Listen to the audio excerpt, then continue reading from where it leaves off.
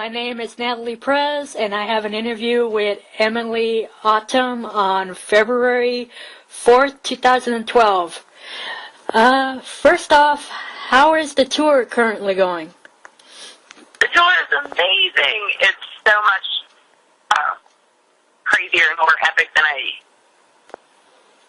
It's really amazing. We've been debuting just about a new song or act or something very new every night to this point, and now we're pulling up to the El Rey in Los Angeles and prepared to just let it all out there and let it go.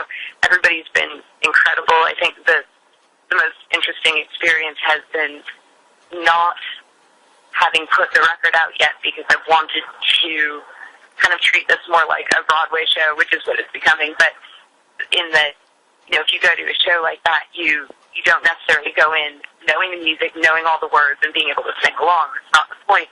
You go and see the show, you fully experience it, and then maybe you get the soundtrack, a day after. And that's what we wanted here, to where I could show up and people would know some of the old songs that, of course, any band keeps in their set, but so that we would do the new material, and it would just, they think they know what to expect, but they have no fucking idea, and then that hits them, and the whole world will change. Of course, that could only really happen on the first night, because thanks to YouTube, pretty much new things were out there by the next day, and now people know all the words. So now we're right back where we started, but that's beautiful in its own way. So now it's all back to sing along, even for new songs on a record that isn't out yet. So it's been amazing and just keeps getting better every day. I hear you about that. Yeah. What can you tell me about your upcoming album? It's called Fight Like a Girl? Yes, I am. I can tell you a couple of fun things. One is, as you can probably figure out from what I just mentioned, this is definitely the Asylum for Wayward Victorian Girls, my book, which this new tour flag is very much, everything that I do is always based on this book, because this is the Bible of the asylum world, and it's me, but this is very literal, in that this actually starts on a particular scene called the Tea Party Massacre, and it begins with the moment, the tour the show and the record, it begins with the moment that all of these girls in this Victorian insane asylum, through some really incredible circumstances, finally, after years of torture and abuse in this place, find that they have the power to actually unlock the main cell, unlock all of the other ones, and free themselves. Of course, they're still locked in this building with all of these, basically serial killer doctors, but they're out of their cells.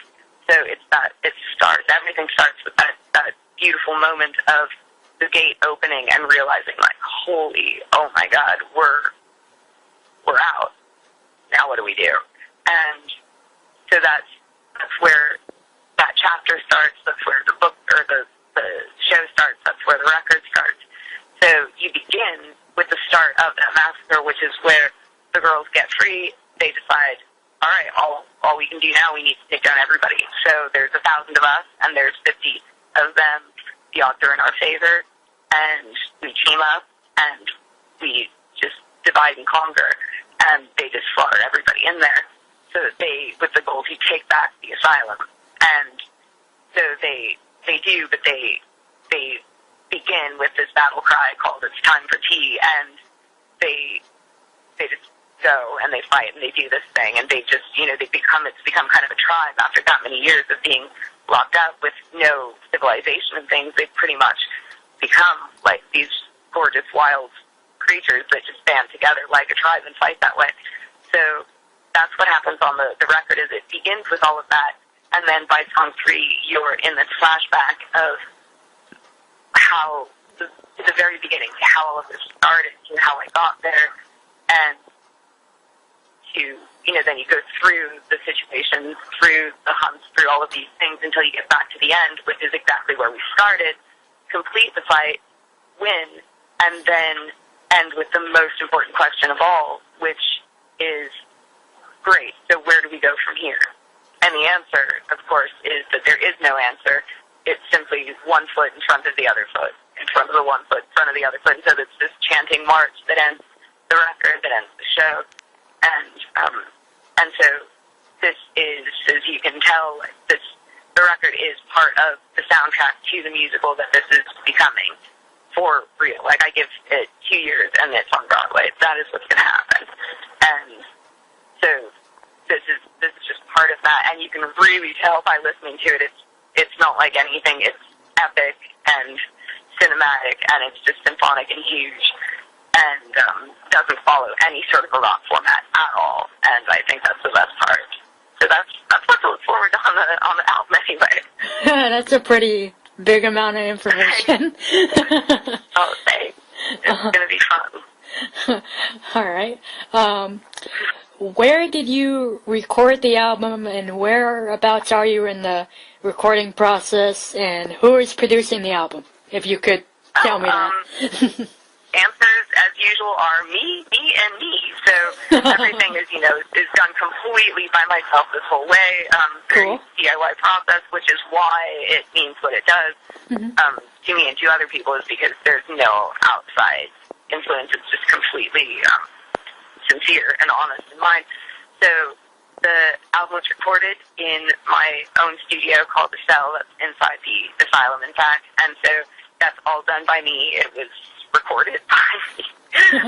This is going to get boring to you, but yeah, everything was done that way, and I recorded that in my own studio, recorded myself and all the rest. And then, and as far as where it's at, it's finished, but it is ready to go just at the right time, which is going to be incredibly soon. I'm just not allowed to put out a proper release date yet, but within weeks I will.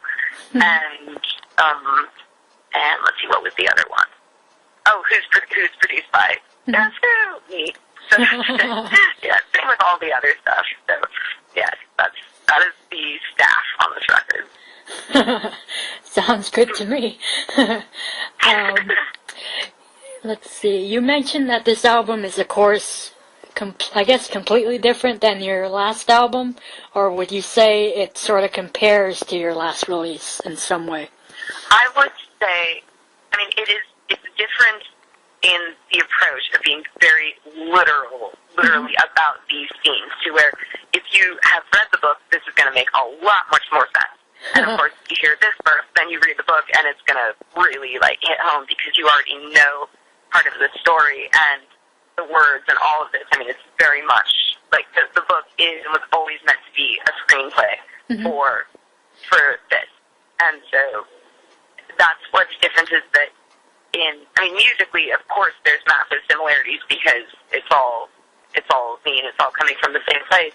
But with the approach and the songwriting in particular, with Celiac, it was very much about sort of setting the stage, literally, for this asylum universe, for this world and my place in it, and letting people know what's going on, introducing myself, because I was pretty much unknown before that, myself and my character, not false character, my actual character of me as a human being, and setting up this story. And that definitely needed to be done for us to take this to the next level, which is where it's at now. What is interesting, though, to me anyway, is that in the musical of this, which is being put together, some songs on the Celiac album are and were in fact meant to be part of this as well. For example, The Art of Suicide or Let the Record Show, where they're still in the show because they, in the musical, will be on there as well. And also, in that same sort of genre, you have melodies that become themes that repeat themselves with different lyrics, with, things that are associated with a particular character. And so those, pretty much all the music that I've ever done combines and bits are able to be utilized in that way. So Art of Suicide is a big one that's going to be a cornerstone of this show, of the future show of this.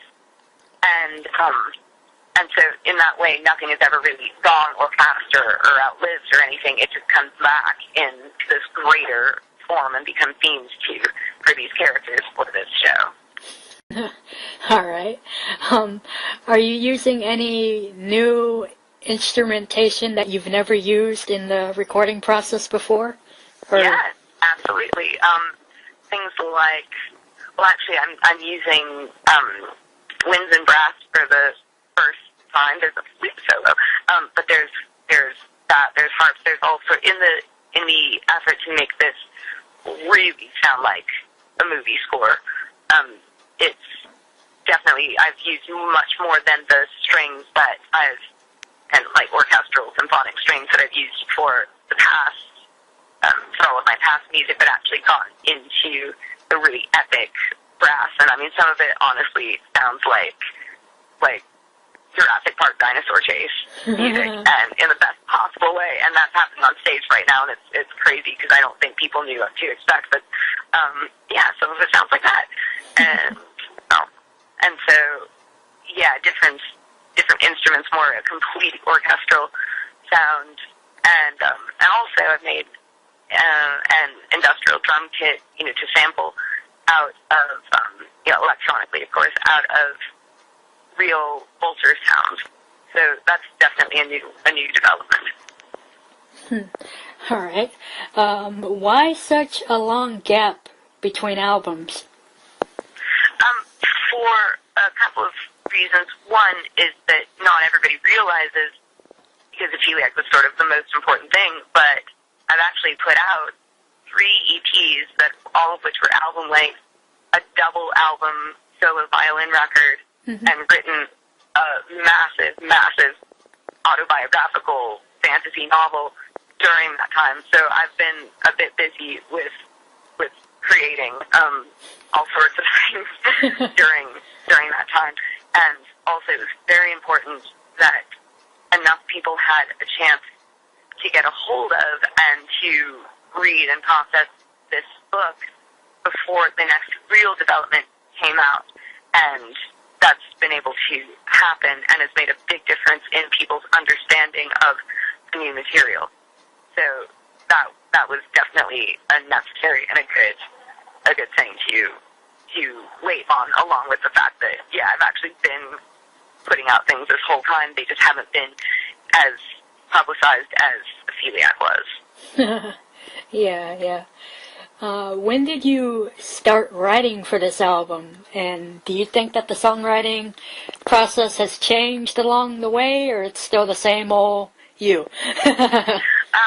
It actually has, in a way that I haven't talked to anybody about yet, which it's slightly, like, it was worrisome for me, but as far as how long it's been going on this whole time, like since Emilie, and some of it even before. So it's definitely, parts of it have been being developed for over the last few years, and then some of it is very right up to the moment of, oh my God, this is the secret I just found out. This is what's going in there.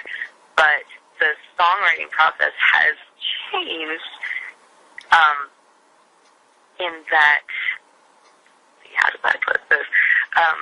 Through all of my last major creations, compositions, all of those things, full albums, through every single thing that I've done, it's been unmedicated.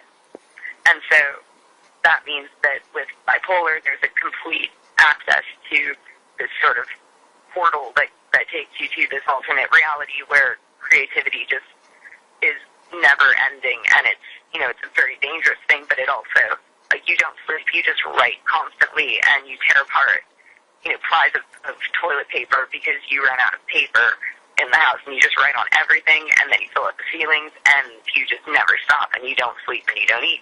So it's not that that's a great process, but that is where almost everything that I've done came from. Now that I am properly medicated and not in danger of jumping out a window every 5 seconds, which is good, then I had to, in a way, relearn how to visit that same place where everything came from.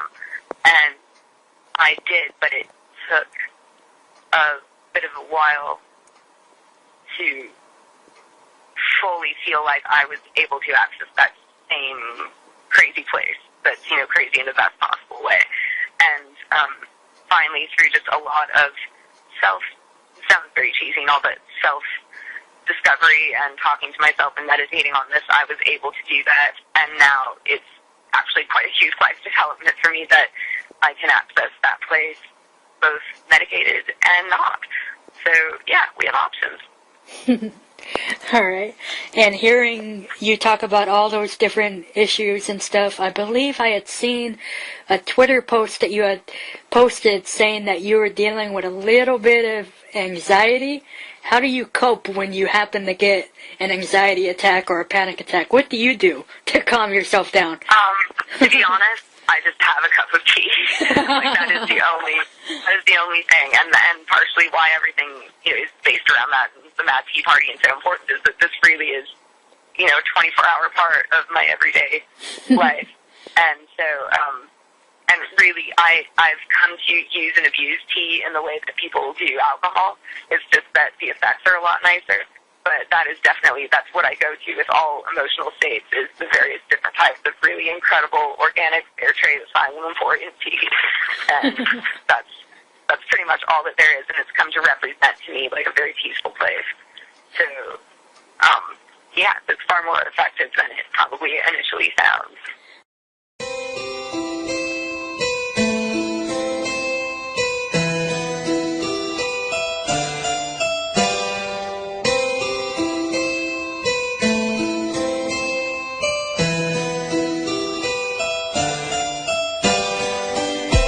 The art of suicide, nightgowns and hair, curls flying every which way. The paint to purify pages of signs meant to conceal lovers' lies. Under the arches of moonlight and sky, suddenly easy to contemplate why live a life that's tainted with pity and sadness and pride? Why dream a dream that's tainted with trouble and less than it seems? Why bother bothering just for a poem or another sad song to sing? Why live a life? Why live a life?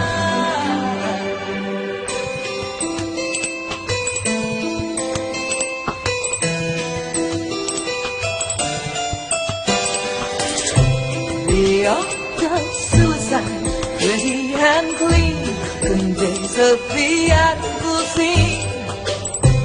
Alas, I can't cry, angels display, melodramatically lay. Under the arches of moonlight and sky, suddenly easy to contemplate why live a life that's tainted with pity and sadness and pride? Why dream a dream that's tainted with trouble and less than it seems? Why bother bothering just for a poem or another sad song to sing? Why live a life? Why live a life?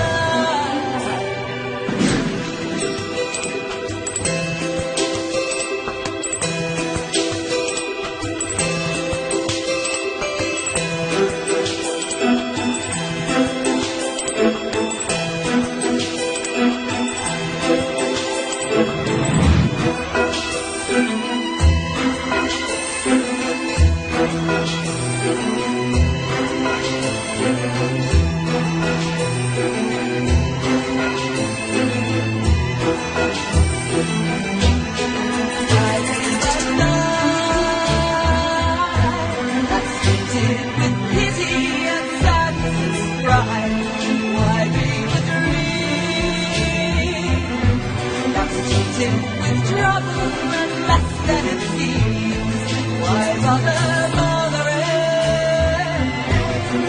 just for a poem or another sad song to sing? Why live a